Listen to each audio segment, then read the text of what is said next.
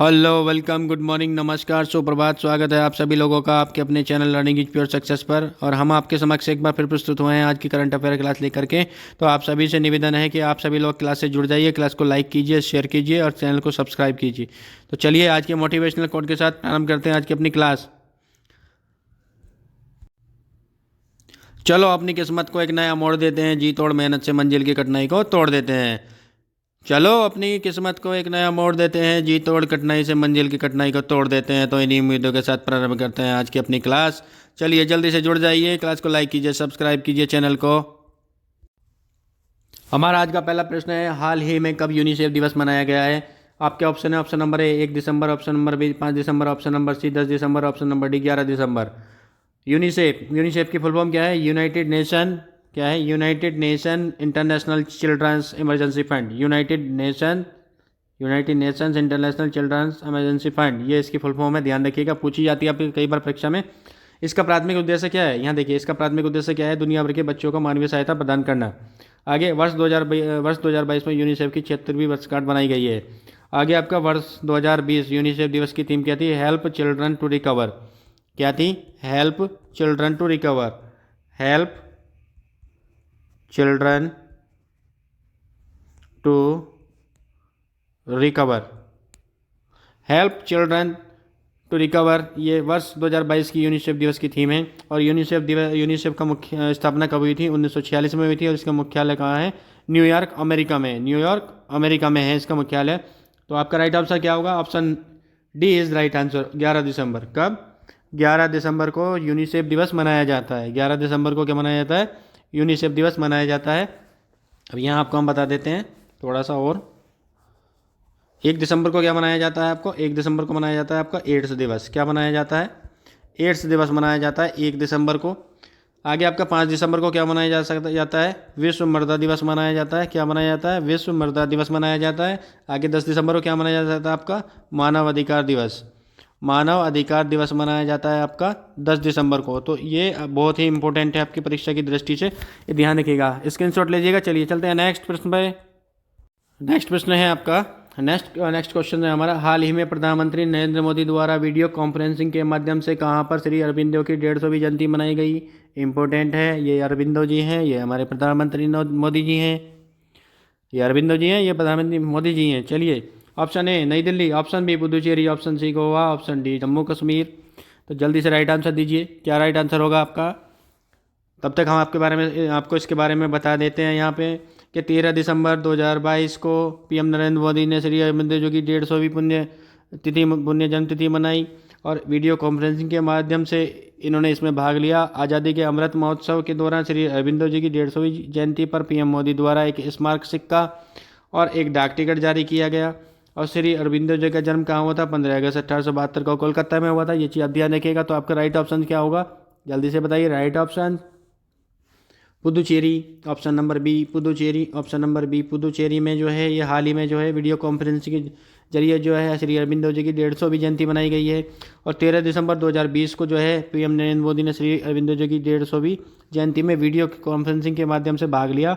और 150वीं जयंती, इनकी 150वीं जयंती के अवसर पर इन्होंने क्या किया? एक स्मारक सिक्का और एक डाक टिकट जारी किया। और श्री अरबिंदो जी कहाँ के हैं? 15 अगस्त 1872। तो 15 अगस्त 1872 को इनका जन्म कोलकाता में हुआ था। चलिए चलते हैं नेक्स्ट प्रश्न पे। स्क्रीनशॉट लेना चाहें स्क्रीनशॉट ले सकते हैं। अगला इंपॉर्टेंट प्रश्न है, ग्रीवेंस रिडर्सल इंडेक्स शिकायत निवारण सूचकांक में शीर्ष स्थान किसे प्राप्त हुआ? Option A NITI Aayog, option number B FCI, option number C RBI, option number D UDI. तो तब तक हम बता देते हैं आपको, ग्रीवेंस रेडर्सल इंडेक्स यानी कि शिकायत निवारण सूचकांक में शीर्ष स्थान किसे प्राप्त हुआ? जल्दी से राइट आंसर दीजिए। यूडीआई। यूडीआई की फुल फॉर्म क्या है? Unique identification authority of India. ये आपके आधार कार्ड से संबंधित है। आपको 12 अंक की जो डिजिट दी गई है, एक यूनिक जो कोड दिया गया है, वो यूडीआई के द्वारा ही दिया गया है। जी बिल्कुल, आपका राइट आंसर डी होगा। जी बिल्कुल, यूडीआई, यूडीआई यही आपका राइट आंसर है, यूडीआई। जी हाँ, D is the right answer. अब यूडीआई क्या है? यूडीआई भारत के निवासियों को एक 12 अंकों की एक विशिष्ट पहचान संख्या प्रदान करता है और भारत विशिष्ट पहचान प्राधिकरण आधार अधिनियम 2016 के प्रावधानों के तहत स्थापित किया गया है। इंपॉर्टेंट है, ध्यान रखिएगा। चलिए चलते हैं नेक्स्ट प्रश्न पे। नेक्स्ट प्रश्न है हमारा, हाल ही में इंटरनेशनल माउंटेन फिल्म फेस्टिवल के 20वें संस्करण का आयोजन कहाँ हुआ? Option A Bharat, option B Sri Lanka, option number C Nepal, option D Bhutan. ये है आपका 20वां संस्करण सस्टेनेबल समिट फिल्म फेस्टिवल। कहाँ पे हुआ? कहाँ पे हुआ? जल्दी से ऑप्शन दीजिए। तो बता देते हैं, option C is the right answer. Nepal के कहाँ पे हुआ? नेपाल के काठमांडू में हुआ। कहाँ हुआ? नेपाल के काठमांडू में हुआ। ध्यान रखिएगा, नेपाल के काठमांडू में हुआ। अब क्या है इसमें? इंटरनेशनल माउंटेन फिल्म महोत्सव का आयोजन 8 से 12 दिसंबर को आयोजित किया गया है। 8 से 12 दिसंबर को कहाँ आयोजित किया गया? काठमांडू में आयोजित किया गया। सिद्धांत सरीन द्वारा निर्मित या निर्देशित हिंदी फिल्म आईना इस फेस्टिवल के दौरान दिखाई गई और इस साल फिल्म फेस्ट की थीम क्या थी? Sustainable summits. ये इसकी थीम थी। क्या थी? ये इसकी थीम थी। तो ये नेपाल में जो है आयोजित किया गया 20वां संस्करण इंटरनेशनल माउंटेन फिल्म फेस्टिवल का। स्क्रीनशॉट लेना चाहें स्क्रीनशॉट ले सकते हैं। चलिए चलते हैं नेक्स्ट प्रश्न पे। नेक्स्ट प्रश्न है हमारा, हाल ही में WHO के मुख्य वैज्ञानिक के रूप में किसे नियुक्त किया गया है? ऑप्शन ए जेरेमी फर्रार, ये फर्रार है। और number B Soumya Swaminathan, number C Vikram Deshmukh और नंबर डी अश्वनी पटेल। तब तक आपको बता देते हैं WHO की स्थापना कब हुई थी? 7 अप्रैल 1948 को हुई थी। इसका मुख्यालय कहाँ है? जेवेना स्विट्जरलैंड में है। इसके बाद इसके वर्तमान अध्यक्ष, ये गलत है, यहाँ पे इसको कर लीजिएगा, ये वर्तमान है। इसके वर्तमान अध्यक्ष होंगे टेड्रोस अधनोम है। टेड्रोस अधनोम है। तो राइट आंसर क्या होगा आपका? जल्दी से जवाब दीजिए। राइट आंसर क्या होगा आपका? तो राइट आंसर होगा आपका जेरेमी फर्रार। ये क्या बनेंगे कि क्या बने हैं? अभी WHO के मुख्य वैज्ञानिक बने हैं। सौम्या स्वामीनाथन किनका स्थान लिया है? इनका स्थान इन्होंने लिया है, सौम्या स्वामीनाथन। ये इनसे पहले थी। क्या थी? ये इनसे पहले जो है WHO की मुख्य वैज्ञानिक थी। अब हाल ही में कौन है? जेरेमी फर्रार। तो WHO की स्थापना कब हुई? WHO की स्थापना आपसे पूछ ली जाती है परीक्षा के अंदर कि WHO की स्थापना कब हुई। तो WHO की स्थापना कब हुई? आपकी 7 अप्रैल 1948 को हुई थी। मुख्यालय कहाँ है? जेनेवा स्विट्जरलैंड में है। और ये इसके वर्तमान नहीं है, ये इसके वर्तमान है। कौन है ये इसके वर्तमान अध्यक्ष? कौन है? अधनोम। टेड्रोस अधनोम जो है इसके वर्तमान में क्या है? अध्यक्ष हैं। Tedros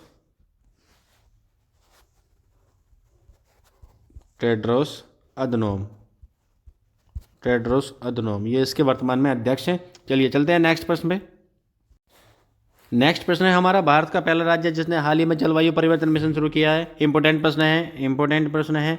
option A Tamil Nadu, option B Kerala, option C Goa, option D Himachal Pradesh. Right option क्या होगा? बताइए जल्दी से। तो क्या है ये? यह भारत का जलवायु परिवर्तन मिशन करने वाला पहला राज्य बन गया है। और जलवायु परिवर्तन 8 से 9 दिसंबर को कहाँ? चेन्नई में आयोजित हुआ।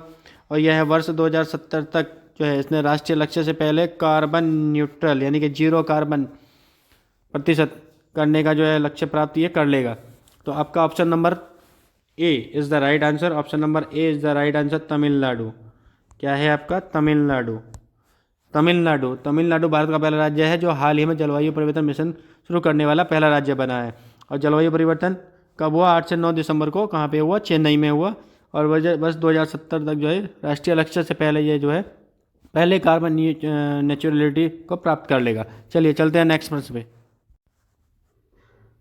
आज का अगला प्रश्न हमारा, राष्ट्रीय ऊर्जा संरक्षण दिवस कब मनाया जाता है? ऑप्शन ए 1 दिसंबर, ऑप्शन नंबर 2 5 दिसंबर, ऑप्शन नंबर सी 10 दिसंबर, ऑप्शन नंबर डी 14 दिसंबर। तो इसके बारे में बताते हैं।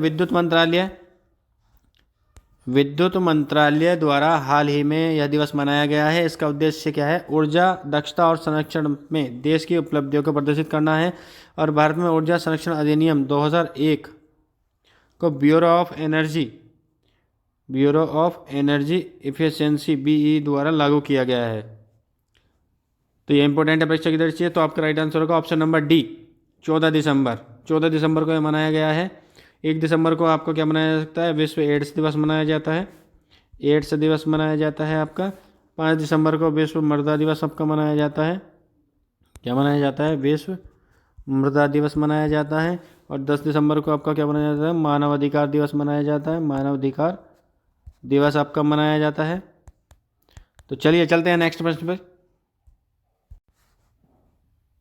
आज का अंतिम प्रश्न हमारी क्लास का, हाल ही में सुप्रीम कोर्ट के न्यायाधीश के रूप में किसने शपथ ली है? हाल ही में सुप्रीम कोर्ट के न्यायाधीश के रूप में किसने शपथ ली है? Option A Ravi Kumar Mallinath, option B Dipankar Datta, ये दत्ता एक बार है, Datta, option C UU Lalit, option D Rituraj Awasthi. तो क्या है यहाँ पे हमारे वर्तमान में, ये आपको थोड़ी सी जानकारी देते हैं, तब तक आप ऑप्शन का जवाब दीजिए। सही ऑप्शन क्या होगा कि वर्तमान में सर्वोच्च न्यायालय में कितने हैं? 34 न्यायाधीश हैं। कितने हैं? 34 न्यायाधीश हैं। और 33 न्यायाधीश, इसमें क्या होता है कि 33 तो न्यायाधीश होते हैं प्लस एक मुख्य न्यायाधीश होता है। क्या होता है? एक मुख्य न्यायाधीश होता है आपका। तो टोटल 34 हैं। वर्तमान में न्यायाधीश कौन है? मुख्य न्यायाधीश तो डी वाई चंद्रचूड़ हैं वर्तमान में, ध्यान रखिएगा, इंपॉर्टेंट है, डी वाई चंद्रचूड़ है। और भारत में सर्वोच्च न्यायालय की स्थापना कब हुई थी? 26 जनवरी 1950 को हुई थी। और संविधान के किस भाग में? यानी कि भाग 5 अनुच्छेद 124 से 147 तक सर्वोच्च न्यायालय की प्रक्रिया का उल्लेख है। और सर्वोच्च न्यायालय में मुख्य न्यायाधीशों की संख्या कितनी है? 34 है। और सर्वोच्च न्यायालय में स्वीकृत न्यायाधीशों की संख्या भारत के मुख्य न्यायाधीश सहित 34 है। ये आप ध्यान रखिएगा। आपका राइट आंसर क्या होगा? तो राइट आंसर आपका होगा option number B, Dipankar Datta. Dipankar Datta is the right answer. Option number B, Dipankar Datta. तो क्या था? ये है मुंबई हाई कोर्ट के मुख्य न्यायाधीश थे। पहले क्या थे? ये मुंबई हाई कोर्ट के मुख्य न्यायाधीश थे। इन्हें भारत के मुख्य न्यायाधीश डी वाई चंद्रचूड़ द्वारा सुप्रीम कोर्ट के न्यायाधीश के रूप में शपथ दिलाई गई है हाल ही में। और मध्य प्रदेश, ये क्या है आगे आपके? मध्य प्रदेश हाई कोर्ट के चीफ जस्टिस कौन है? रवि कुमार मल्लिनाथ कौन है? ये मध्य प्रदेश हाई कोर्ट के चीफ जस्टिस हैं। और आपका यूयू ललित कौन है? आपके भारत के 49वें मुख्य न्यायाधीश हैं यूयू ललित। और ऋतुराज अवस्थी जो है भारत के वर्तमान विधि आयोग के अध्यक्ष हैं। कौन है ये? ऋतुराज अवस्थी भारत के वर्तमान नीति आयोग के अध्यक्ष हैं। ये इंपॉर्टेंट है, ध्यान रखिएगा, बहुत ही इंपॉर्टेंट तथ्य हैं ये। स्क्रीनशॉट लेना चाहे स्क्रीनशॉट ले सकते हैं, आपकी परीक्षा में यहाँ से प्रश्न बन सकता है। तो आपका option B is the right answer. Dipankar Datta जो है ये हाल ही में सुप्रीम कोर्ट के न्यायाधीश के रूप में बने हैं। और डी वाई चंद्रचूड़ जो है मुख्य न्यायाधीश, उन्होंने इनको शपथ दिलाई है। तो आज की क्लास का यहीं पे समापन करते हैं और मिलते हैं जल्द ही आपसे अगली क्लास में। और उम्मीद है कि आप सभी की स्टडी अच्छी चल रही होगी। आप सभी निश्चित तौर पर अपनी तैयारी में लगे होंगे और निश्चित ही सफलता को प्राप्त करेंगे। इन्हीं उम्मीदों के साथ आज की क्लास का समापन करते हैं। मिलते हैं अगली क्लास में। तब तक आप क्लास को शेयर कीजिए, लाइक कीजिए, चैनल को सब्सक्राइब कीजिए और बताइए कैसी लगी आज की हमारी क्लास। तब तक जय हिंद, वंदे मातरम, धन्यवाद।